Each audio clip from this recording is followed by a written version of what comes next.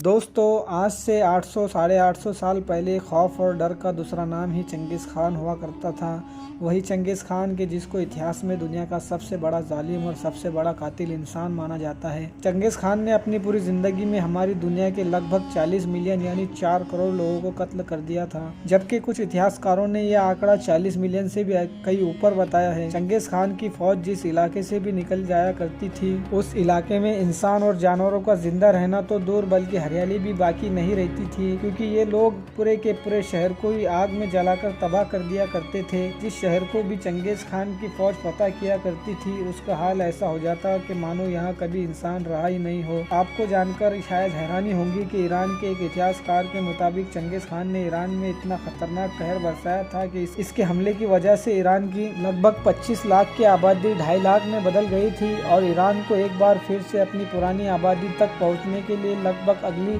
5 सदियों का इंतजार करना पड़ा था। दोस्तों, ईरान के शहर निशापुर के एक तीर अंदाज ने एक बार चंगेज़ खान के दामाद के ऊपर तीर से हमला कर दिया था, जिस तीर की वजह से चंगेज़ खान के दामाद की मौत हो गई थी और चंगेज़ खान का ये दामाद उसके बहुत ज़्यादा करीबी माना जाता था। यही वजह थी कि चंगेज़ खान इस कत्ल की वजह से गुस्से से पागल हो गया था और हर हाल में इस कत्ल का बदला लेना चाहता था। चंगेज़ खान ने खुद अपनी बड़ी फ़ौज के साथ निशापुर पर हमला कर दिया था और इस हमले में चंगेज़ खान ने न सिर्फ निशापुर की इंसानों की आबादी को ख़त्म कर दिया था, बल्कि साथ ही साथ वहाँ के जानवरों, वहाँ के कीड़े मकोड़ों तक को मरवा दिया था। इन सब के बावजूद भी चंगेज़ खान का दिल नहीं भरा तो उसने इस शहर को हरियाली में भी आग लगाने का ऑर्डर जारी कर दिया था, यानी इस शहर को पूरी तरह से हमेशा हमेशा के लिए बर्बाद कर दिया गया। उसके बाद चंगेज़ खान ने मारे गए सभी लोगों के सरों को उनके धड़ों से काटकर उनके सरों के जरिए से एक ऊंचा मीनार बनवाया, ताकि पूरी दुनिया ये जान सके कि चंगेज़ खान की फैमिली के ऊपर हमला करना कितना खतरनाक हो सकता है।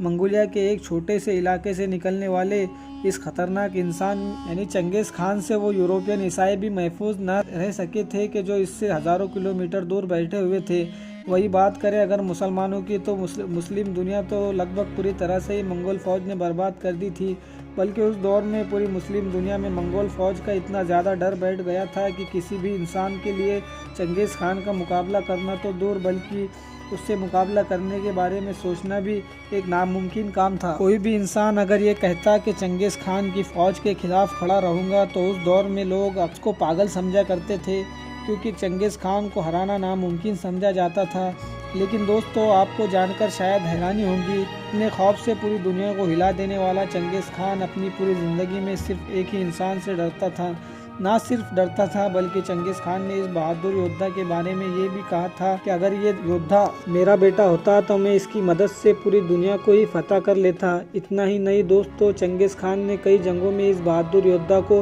ख़त्म करने की कोशिश की थी, लेकिन हर बार ही चंगेज़ खान नाकामयाब रहा था।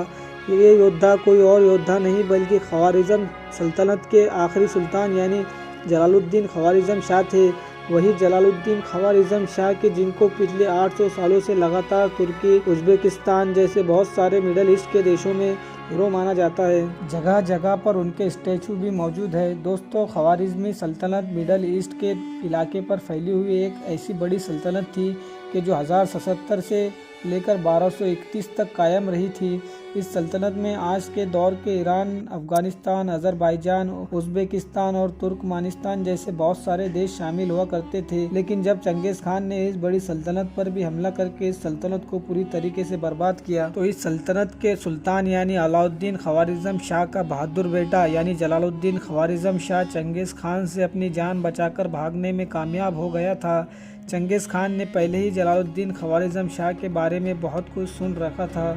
और वो जलालुद्दीन ख़वारिज़म शाह की बहादुरी से अच्छी तरह से वाकिफ़ था। यही वजह थी कि चंगेज़ खान जानता था कि जलालुद्दीन ख़वारिज़म शाह को छोड़ना बहुत बड़ा ख़तरा साबित हो सकता है, और यकीनन दोस्तों वही हुआ था कि जो चंगेज़ खान को लगा करता था। जलालुद्दीन ख़वारिज़म शाह ने जंगलों में रह रहकर अपने वफादारों के साथ छोटी छोटी फ़ौज बनाकर चंगेज़ खान की फ़ौज पर हमला करना शुरू कर दिया था, जिसकी वजह से चंगेज़ खान की फ़ौज को बहुत ज़्यादा नुकसान उठाना पड़ता था। चंगेज़ खान ने कई बार आमने सामने मुकाबले में भी जलालुद्दीन ख्वारिज़म शाह को ख़त्म करने की बहुत कोशिश की, लेकिन वो हर बार नाकामयाब रहा। इतिहासकारों की माने तो चंगेज़ खान ने जलालुद्दीन ख्वारिज़म शाह का पता देने वाले इंसान के लिए बड़े इनाम का भी ऐलान कर रखा था। इसके अलावा चंगेज़ खान ने अपनी पूरी ज़िंदगी में जलालुद्दीन ख्वारिज़म शाह के धोखे में सैकड़ों लोगों को कत्ल भी कर दिया था, लेकिन फिर भी जलालुद्दीन ख्वारिज़म शाह को ख़त्म करने में कामयाब न हो सका। कुछ इतिहासकारों का ये भी मानना है कि अगर जलालुद्दीन ख्वारिज़म शाह एक बड़ी फ़ौज इकट्ठी करने में कामयाब हो जाता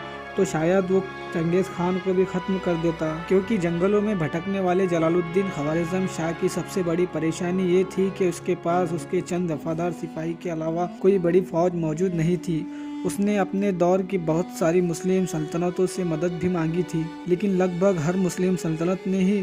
चंगेज़ खान के डर की वजह से इनकार कर दिया था। यहाँ तक के मुसलमानों के खलीफा यानी सल्तनत अब्बासिया के हुक्मरान ने भी जलालुद्दीन ख्वारिज़म शाह की मदद करने से साफ इनकार कर दिया था। इसके अलावा जलालुद्दीन ख्वारिज़म शाह चंगेज़ खान के खिलाफ मदद मांगने के लिए हमारे देश भारत भी आया था, लेकिन हमारे देश भारत की गद्दी पर बैठे हुए सुल्तान यानी इल्तुतमिश ने भी दूसरे हुक्मरानों की तरह जलालुद्दीन ख्वारिज़म शाह की मदद करने से इनकार कर दिया था, क्योंकि उसको डर था कि अगर वो जलालुद्दीन ख्वारिज़म शाह की मदद करेगा तो चंगेज़ खान ज़रूर भारत देश पर भी अटैक कर देगा। साथ ही साथ आपको ये भी बताते चले कि भारत देश आने से पहले भी जलालुद्दीन ख्वारिज़म शाह चंगेज़ खान से एक जंग में मुकाबला करके आया था, और यही वो जंग थी कि जिसमें जब एक बार फिर से चंगेज़ खान जलालुद्दीन ख्वारिज़म शाह को ख़त्म करने में कामयाब न हो सका था, तो उसने जलालुद्दीन ख्वारिज़म शाह की तारीफ़ में वो अल्फाज कहे थे जो इतिहास में हमेशा हमेशा के लिए अमर हो गए। उसने कहा था कि आफरी हो उस बाप पर कि जिसने ऐसे बेटे को पैदा किया है, और आफरी हो उस माँ पर कि जिसने इस बहादुर इंसान को दूध पिलाया है। यकीनन तुमने मेरी दुश्मनी का हक अदा कर दिया है। दोस्तों, जलालुद्दीन ख्वारिज़म शाह को इतिहास में कितनी ज़्यादा अहमियत दी जाती है, इस बात का अंदाज़ा सिर्फ इस बात से भी लगाया जा सकता है कि अभी कुछ दिन पहले ही तुर्की और उज़्बेकिस्तान ने मिलकर जलालुद्दीन ख्वारिज़म शाह की स्टोरी पर एक सीरियल भी तैयार किया है, जो इस वक्त बड़े ही शौक़ के साथ देखा जा रहा है।